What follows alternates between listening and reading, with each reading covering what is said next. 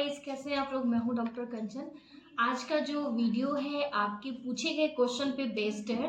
एक सब्सक्राइबर है, उनका क्वेश्चन आया था एंड उन्होंने अपना पिक भी सेंड किया था कि उनके जीभ के नीचे जीभ आ रही है, यानी कि टंग के नीचे टंग आ रहा है।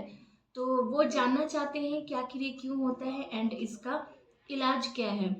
सो गाइज, आप यहाँ इमेज में देख पा रहे हैं कि ये किस तरह का प्रॉब्लम है, यानी कि परेशानी है।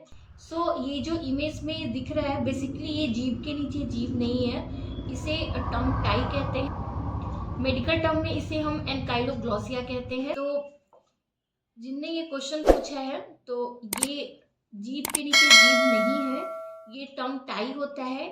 टंग टाई क्या होता है, चलिए इसे हम समझ लेते हैं। गाइस, जो टंग टाई होती है यानी कि एनकाइलोग्लॉसिया होती है, ये दो तरह की होती है, एंटीरियर एंड पोस्टीरियर। बेसिकली होता क्या है कि जो हमारा जीभ होता है, इसके नीचे एक फ्रीनम होती है एंड ये जो फ्रीनम है हमारे फ्लोर ऑफ द माउथ से अटैच होता है। जो टंग टाई होती है उसमें बेसिकली होता है क्या, ये जो फ्रीनम होती है ये फ्री नहीं होके कंप्लीटली अटैच हो जाती है।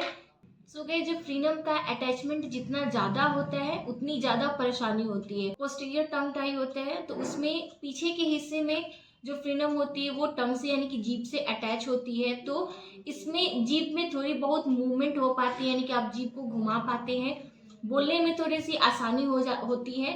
लेकिन जो एंटीरियर टंग टाई होती है उसमें जो फ्रीनम है वो पीछे से लेकर आगे तक पूरी अटैच होती है। आप यहाँ इमेज में देख पा रहे हैं एंड इस कंडीशन में पेशेंट को बोलने में, निगलने में, खाना खाने में काफ़ी परेशानी होती है।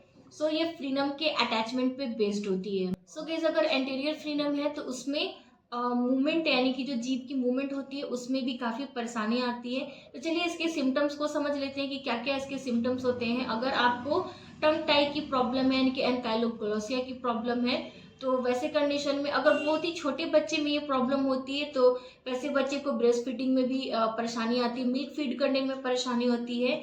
एंड अगर थोड़े से जो बड़े हों या फिर जो छोटे बच्चे उनमें भी बोलने में परेशानी आती है, खाना को निगलने में परेशानी आती है, को घुमाने में भी यानी कि मूवमेंट में भी परेशानी आती है एंड माउथ क्लीनिंग में भी आपको परेशानी आती है। तो इसका इलाज क्या है, तो बेसिकली इसका जो इलाज है लेजर सर्जरी की जाती है। लेजर सर्जरी के थ्रू जो फ्रीनम होता है उसे फ्री कर दिया जाता है, सर्जरी के थ्रू उसे हटा देते हैं एंड जीभ को, फ्रीनम को हम फ्री कर देते हैं एंड देन उसके बाद स्पीच थेरेपी भी इसमें पेशेंट को दी जाती है। अगर गाइस आपका पोस्टीरियर टंग टाई है, जैसे कि जिनने क्वेश्चन पूछा था उनमें पोस्टीरियर टंग टाई है, अगर आपके जीभ में मूवमेंट है, आपको खाना खाने में अगर किसी तरह की परेशानी नहीं हो रही है उससे, तो आप एज इट इज उसे छोड़ सकते हैं। लेकिन अगर आपको डिफिकल्टीज है खाना निगलने में, बोलने में या फिर टंग के मूवमेंट में, तो फिर आपको उसका ट्रीटमेंट करवाना चाहिए। उसके लिए आप लेजर ट्रीटमेंट अपने नियरेस्ट जो भी डॉक्टर है आप उनसे ले सकते हैं। गाइस, ये था आज का वीडियो। आई होप कि आपके लिए हेल्पफुल रहा।